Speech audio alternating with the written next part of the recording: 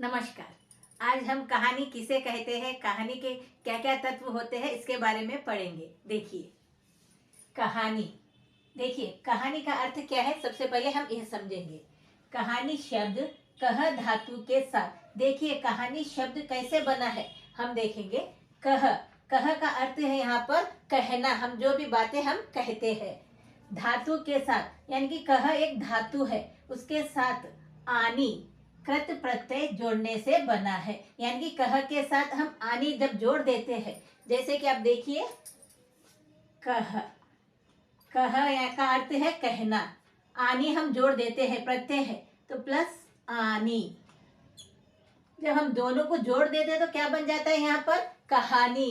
कहानी शब्द बन जाता है यहाँ पर, इस शब्द कहानी शब्द बन जाता है।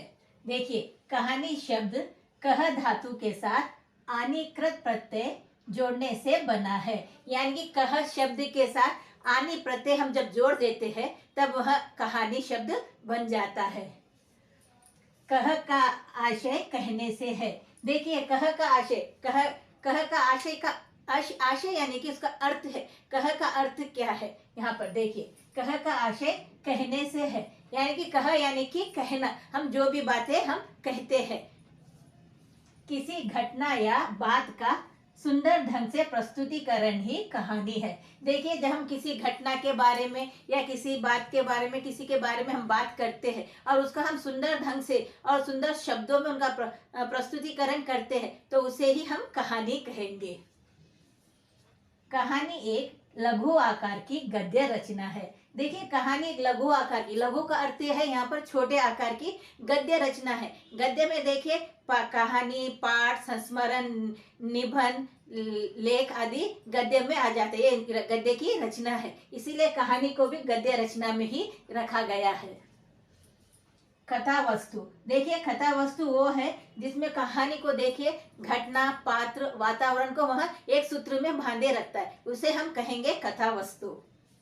पात्र, पात्र हम कैरेक्टर्स को कहते हैं, जो भी कहानी के जो पात्र होते हैं तो उसका हम वर्णन करते हैं कहानी में। संवाद, और संवाद देखो यह भी बहुत ही महत्वपूर्ण तत्व है। संवाद बहुत जरूरी है, कहानी में संवाद का प्रयोग बहुत ज्यादा होता है। कहानी हम शब्दों के द्वारा, संवाद के द्वारा ही हम आगे बढ़ाते हैं। वातावरण, और देखिए वातावरण में वातावरण का बहुत बड़ा महत्वपूर्ण तत्व है, क्योंकि उसमें पूरे वातावरण का पूरा वर्णन किया जाता है। पात्र के साथ, कैरेक्टर के साथ ही साथ कथा वस्तु के साथ वातावरण का भी वहां पर वर्णन होता है।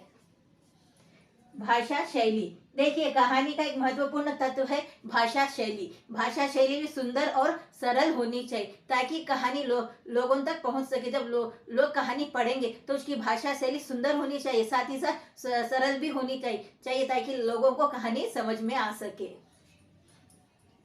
उद्देश्य आदि इसके तत्व है। उद्देश्य देखिए जब हम किसी के बारे में हम कोई कहानी कहते हैं तो क्या होता है, सबसे पहले हम उद्देश्य होता है किसी कहानी के बारे में, किसी बात को हम प्रस्तुत करते हैं, वो उद्देश्य होता है, उस उद्देश्य को हम पूरा करना चाहते हैं तभी हम कहानी बताते हैं। तो उद्देश्य भी बहुत बड़ा तत्व है यहाँ पर।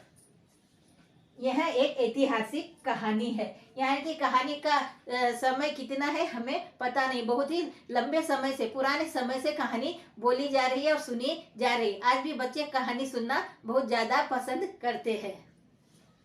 इसकी वर्णनात्मक शैली है। देखिए इसकी वर्णनात्मक शैली, वर्णनात्मक का अर्थ है कहानी को वर्णन जो किया जाता है तो विस्तार से किया गया है। एक एक वस्तु का, पात्र का, कैरेक्टर्स का, वातावरण का, वहां के माहौल का पूरे अच्छी तरीके से उसका वर्णन किया जाता है, इसीलिए यहाँ पर कहा गया है इसकी वर्णनात्मक शैली है। जो इसका ढंग है, कहने का ढंग है, वो विस्तार से हमें कहानी में बताया जाता है। यानी कि इसमें जितने भी बातें जो बताई गई है वो सारी विशेषताएं इस कहानी के तत्व है। और साथ ही साथ देखिए हम इस वाक्य को हम समझ सकते हैं कि ये परिभाषा भी हम उसे कह सकते हैं, जैसे कि किसी घटना या बात का सुंदर ढंग से प्रस्तुतिकरण ही कहानी है। यानी कि हम किसी भी बात को या किसी भी बात के बारे में, हम किसी भी घटना के बारे में जब हम वर्णन करते हैं, उसके बारे में विस्तार से बताते हैं और सरल शब्दों में, सुंदर शब्दों में उसका वर्णन करते हैं तो वह एक कहानी है। उसकी प्रस्तुतिकरण ही वो सुंदर शब्दों में कहना ही कहानी है। तो हम इस तरह से देखते हैं कि कहानी के बारे में और इसके तत्वों के बारे में हमने पढ़ा है। इसी प्रकार के वीडियोस देखने के लिए लाइक शेयर कमेंट करिए और सब्सक्राइब भी जरूर कीजिए। Thank you.